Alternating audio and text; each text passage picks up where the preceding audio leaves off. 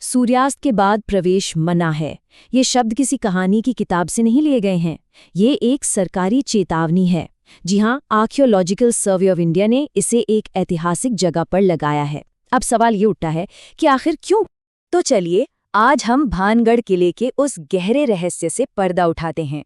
एक ऐसी जगह जहां सरकार की चेतावनी और सदियों पुरानी कहानियां दोनों मिलकर एक बहुत ही खतरनाक हकीकत की तरफ इशारा करती हैं। ये है भानगढ़ का किला। राजस्थान के अलवर जिले में बसा ये किला सिर्फ एक पुराना खंडर नहीं, इसे सरकार ने ऑफिशियली एक खतरनाक इलाका घोषित किया हुआ है। और तो और, यहाँ सूरज ढलने के बाद जाने की इजाजत खुद सरकार भी नहीं देती। तो सवाल वही है कि 16वीं सदी का ये खंडहर आज के जमाने में इतना बड़ा खतरा क्यों माना जाता है? इतना बड़ा कि सरकार को पाबंदी लगानी पड़ी। इसका जवाब कहीं न कहीं इतिहास के काले पन्नों में छिपा है। तो चलिए, आज उन पन्नों को पलटकर देखते हैं। देखिए, इस सरकारी हुक्म की जड़ तक पहुंचने के लिए हमें उस किले के अंधेरे अतीत में झांकना होगा। हमें उस कहानी को जानना होगा, एक ऐसे श्राप की कहानी जिसने हमेशा के लिए भानगढ़ की किस्मत पर ताला लगा दिया। जरा इस फर्क को देखिए। ये भानगढ़ की दो बिल्कुल अलग तस्वीरें हैं। एक तरफ है श्राप से पहले का वो शहर जो कभी जिंदगी और खुशियों से गुलजार था, और दूसरी तरफ है श्राप के बाद का भानगढ़, एक वीरान खंडहर जिसकी खामोशी आज भी वहां के पत्थरों में गूंजती है।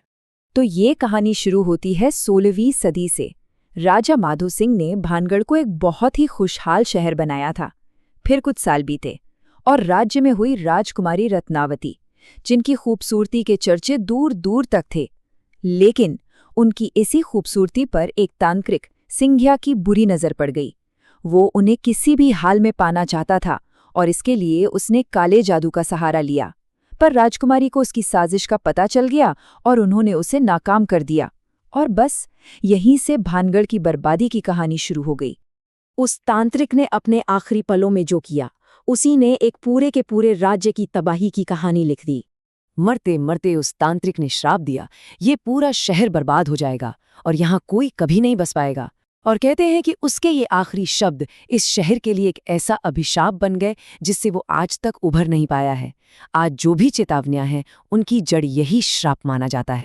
और कहते हैं कि इस श्राप का असर दिखने में जरा भी देर नहीं लगी। कुछ ही वक्त बाद भानगढ़ पर एक भयानक हमला हुआ, एक खूनी लड़ाई हुई और देखते ही देखते पूरा शहर तबाह हो गया। जो कुछ लोग बच गए वो उस जगह को हमेशा के लिए छोड़कर भाग गए। इतना डर था कि वो फिर कभी पलटकर वापस नहीं आए। पर रुकिए, अगर आपको लगता है कि ये सब सिर्फ सदियों पुरानी कहानी है, तो असल में हमारी पड़ताल का सबसे डरावना हिस्सा तो अब शुरू हो रहा है।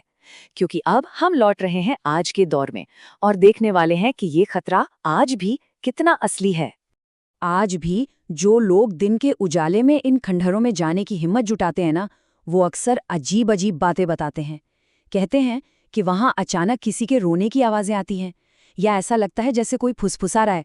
और सबसे ज्यादा जो लोग महसूस करते हैं वो है ये एहसास कि कोई उन्हें लगातार देख रहा है। लेकिन ये सब अनुभव एक तरफ और वो एक घटना एक तरफ जो कुछ ही साल पहले हुई। ये घटना आज के जमाने का सबसे खौफनाक सबूत है, जो बताती है कि वहां के नियम इतने सख्त क्यों हैं। साल 2018, 5 दोस्त, उन्होंने फैसला किया कि वो इन कहानियों की सच्चाई खुद जानेंगे। और उन्होंने वो गलती की जो करने से सबको मना किया जाता है। वो नियमों को तोड़कर रात के अंधेरे में चुपके से किले के अंदर घुस गए। शुरू में सब ठीक था, वो शायद एडवेंचर के मजे ले रहे थे, जब तक ये अचानक उनके कैमरे ने अजीब तरह से काम करना बंद नहीं कर दिया। ये शायद आने वाले खतरे की पहली घंटी थी। माहौल में अब तनाव घुल चुका था और तभी उनमें से एक ने धीरे से कहा, मुझे किसी के चलने की आवाज आ रही है। और इसके ठीक बाद उस गहरी खामोशी को एक जोरदार चीख ने चीर दिया। रिपोर्ट्स के मुताबिक उस रात उन 5 में से एक दोस्त गायब हो गया, बिना कोई सुराग छोड़े, बिना किसी निशान के, और वो आज तक कभी वापस नहीं मिला। तो अब जरा इन सबको एक साथ रखकर देखिए। एक तरफ सदियों पुराना श्राप और दूसरी तरफ कुछ साल पहले हुई ये सच्ची घटना। इन सबको मिलाकर सिर्फ एक ही बात समझ आती है क्या भानगढ़ का श्राप वाकई में सच है? देखिए, इस सवाल का पक्का जवाब शायद कभी न मिले, लेकिन एक बात तो साफ है, अधिकारी कोई भी जोखिम नहीं उठा रहे हैं और किसी और को भी नहीं उठाना चाहिए। जब सरकार खुद किसी जगह से दूर रहने को कहती है, तो वो सिर्फ एक कहानी नहीं रह जाती, वो एक सीधी सीधी चेतावनी बन जाती है।